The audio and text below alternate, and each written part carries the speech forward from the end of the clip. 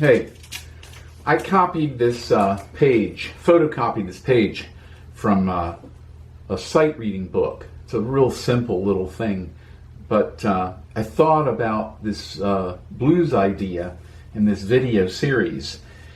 And so I had a student who was learning to sight read, and I'm using this book, and then this page came up, and it's come up a bunch of times. It's a boogie thing or a blues thing, but the issue is it's to develop sight reading and introduce different sounds to musicians. So this is where they introduce the sound of like jazz or blues, which is really cool.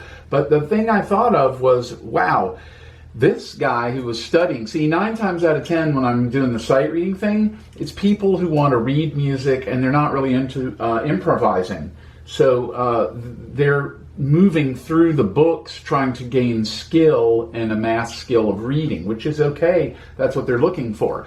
But there are those who want to improvise, and this particular student hit this page, and we had already been talking about blues and improvisation. So when this came up, it was a vehicle to start talking about how to get some better hand-eye-hand coordination or some independence of hands. And I thought, you know what?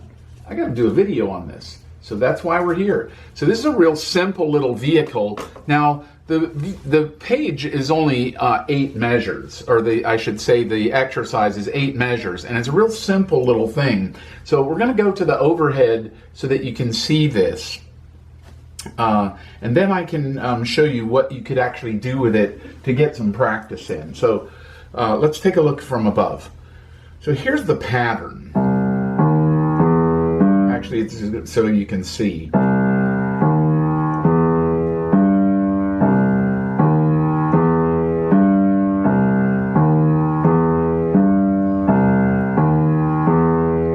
And then it goes up to F. Same exact physical configuration.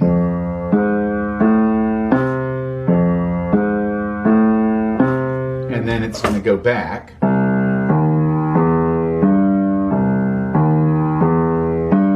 And then it goes to G. Now this is longer than the exercise on the page, but I'm turning it into the length of a 12-bar blues.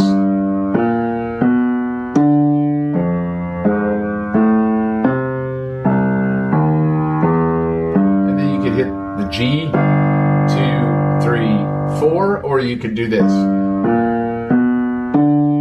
Now, I realize that somebody else will say, oh man, that's so boring, or, you know, you got to do better than that. Well, like I always say, you got to start somewhere.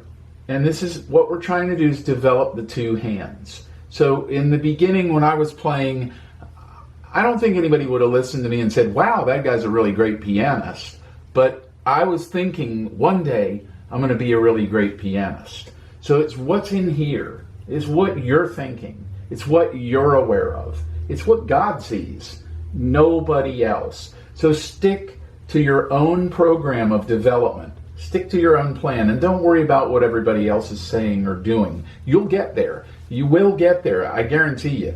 So I even thought I was like a really slow learner and a learning disability type of learner.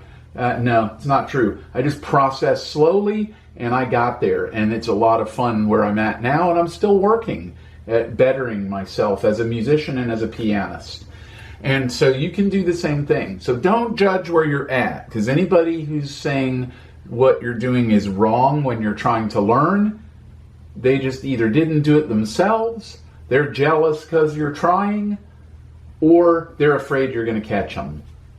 There's a lot of reasons why people put us down, but none of them are legitimate. Keep on going. So anyway, back to this guy.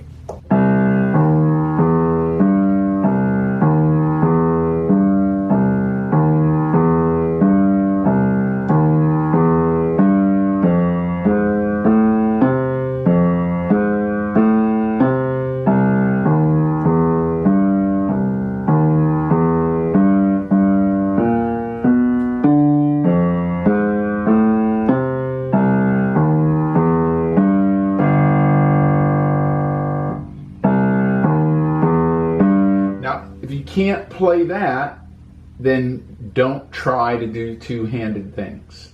You go slow and get that going. If you can get that in your hand, then you can learn any pattern. But this is a great simple little thing to do. Now, let's just take the blues scale and match the hands note for note, rhythm for rhythm. So one of the things you could do is this way. Of course, you could do the same thing in both hands. I highly recommend that.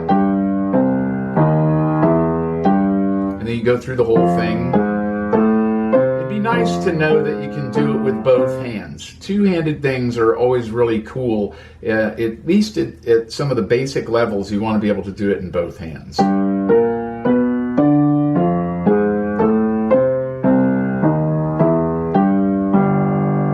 There we go. Now, I'm going to take the blues scale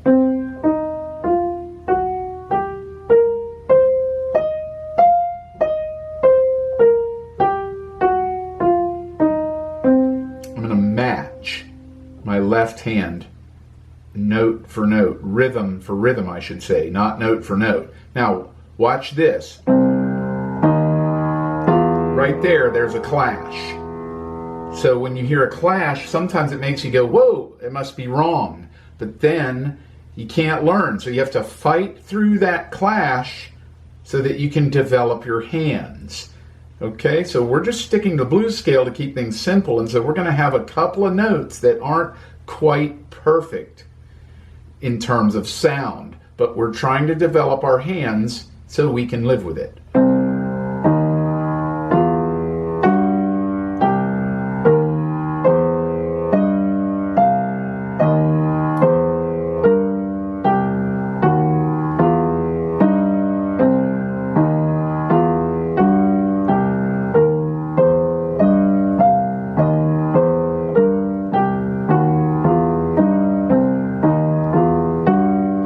What we can do now,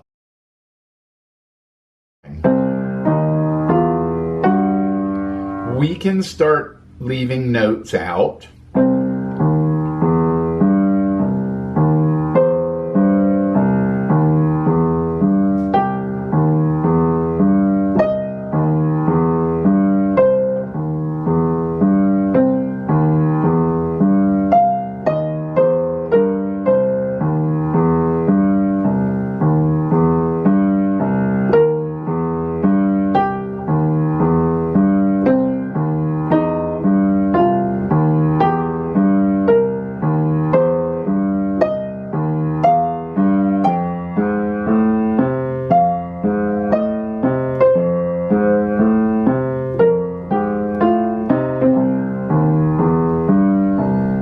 Notice I got a little bit fancy there.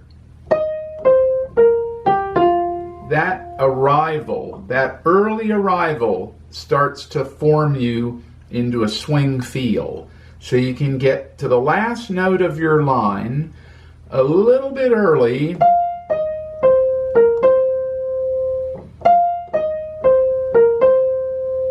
So I'm getting to the downbeat a little bit early. That's a great way to start teaching yourself a jazz feel. See this real slow.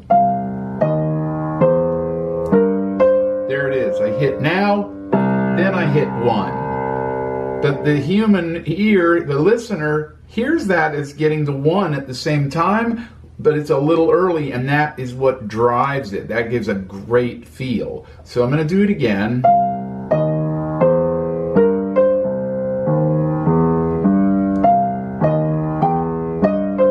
And you can practice just little things like that.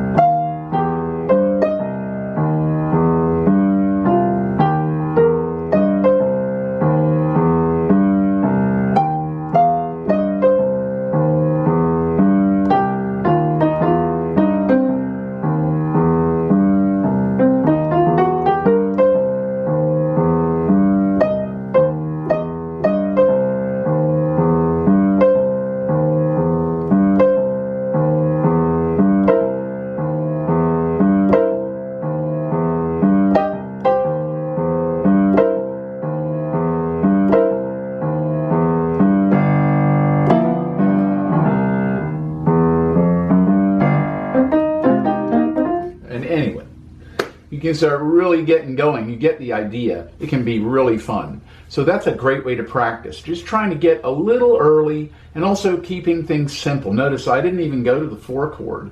I spent all that time on the 1 chord. You can go to the 4 chord and run that blues scale the same way, and you can get as good as anyone who ever existed on the piano. Don't let anyone tell you you can't. I know you can. I'm the poster child for doing something that everybody said can't be done. And I'm doing it. So can you. See you next time.